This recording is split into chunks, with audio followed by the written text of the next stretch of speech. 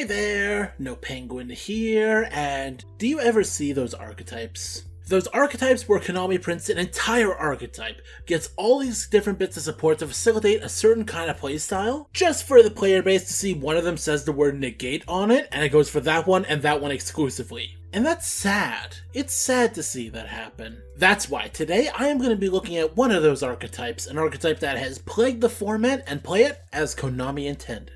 This is hopefully the first in a long line of videos. Today we are playing Pure Adventurer.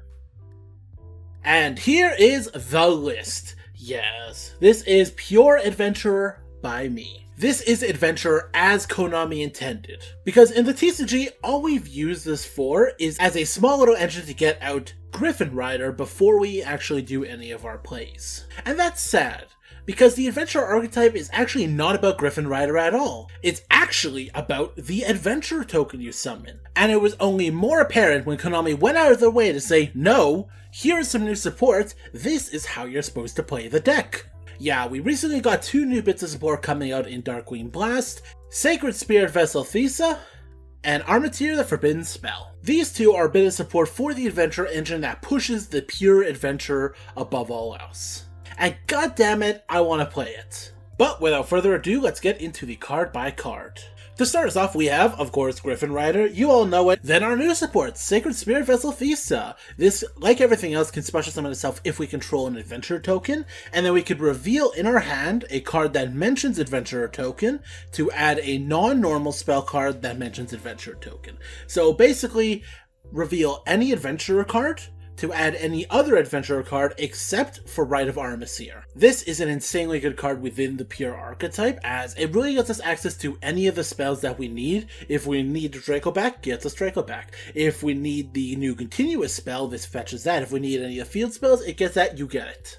Next we have Double Illegal Knight. Illegal Knight, like the others, can special summon itself if we control an Adventurer token, and as a quick effect, target two cards your opponent controls, bounce them to the hand, then give your opponent control of this card. You already know, anything that bounces to the hand is my kind of card. Next we have two Magical Warrior of the Relics. This card reads that at the end of the battle phase, if your monster that mentions an Adventurer token battled, you can set a trap that mentions Adventurer token directly from your deck. And in the Pure build, we want to be playing as many different monsters with Adventurer token in its text as possible. Then we have Water Enchantress at the Temple, get Rite of Armistier from deck, but in this build, using its second effect to place a field spell from your deck is also insanely good. Then we have Triple Ash Blossom, Triple Rite of Armistier, summon a token, set Fateful Adventure, one Foolish Burial, Fateful Adventure. I don't think I need to talk about these cards too much, you've all played against them over the last format and a half. But we have our new card, Armateer the Forbidden Spell.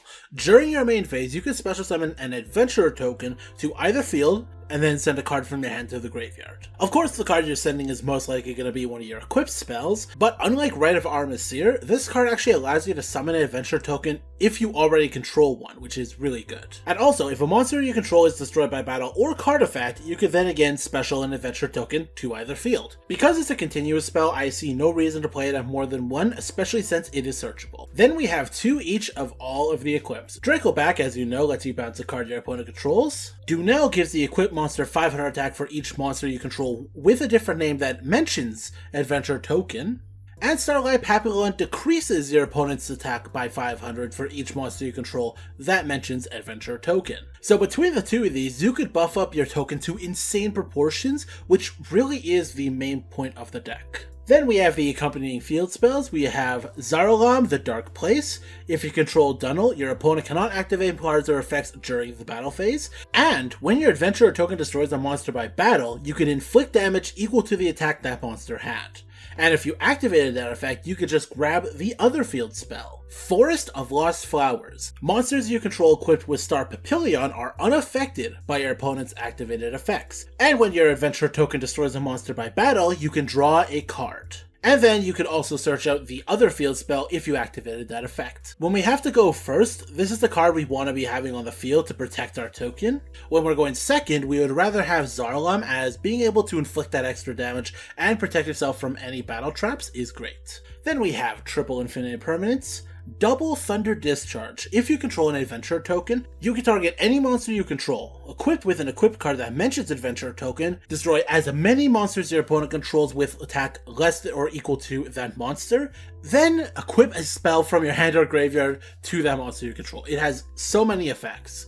Basically what you do here is we boost the hell out of our adventurer token, and then during the opponent's turn, this basically becomes a Raigeki. It's great. And finally, we have Breath of Resurrection. If you control an adventurer token, this is literally double Monster Reborn, but then you get to equip an equip spell that mentions adventurer token to one of those monsters. It's insane. The extra deck absolutely does not matter. It's just a bunch of cards I could technically go into, but I'm really not going to. But enough about talking about the deck, let's get into the replays. Let's play Pure Adventurer.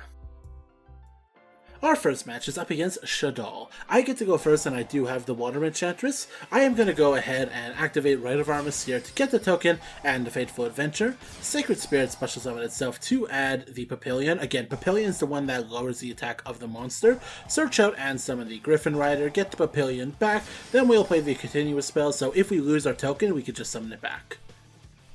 They're going to start here with Mathematician. I'm going to use the effect to grab another equip spell. Sukumaru will activate, sending a Beast. Beast will let them draw a card.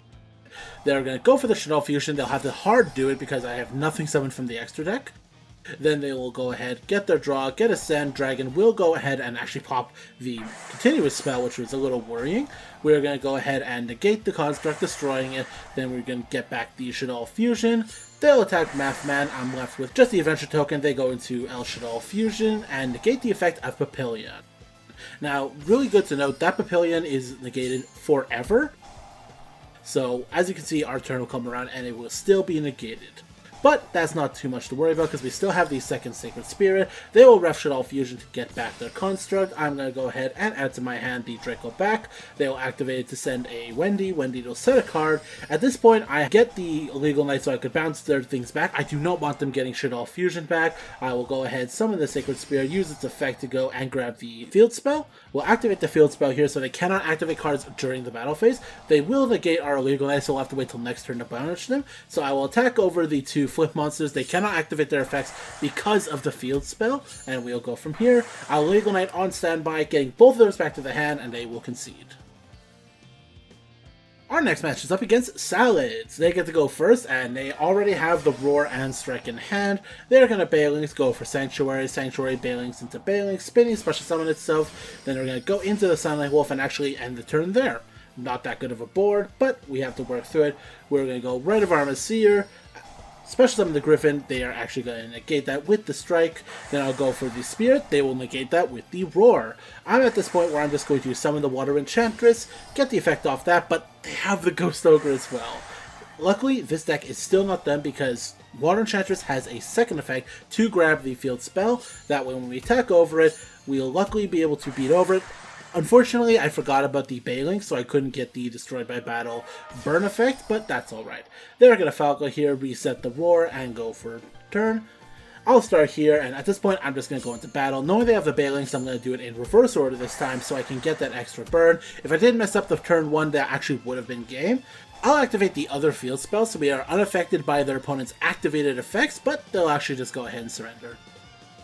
Our final match is up against Dark Worlds. I get to go first again. I will Rite of Armistier for the token, for the Faithful. Then I'll go for Sacred Spirit. God, I love this card. This is so good in Pure Adventure.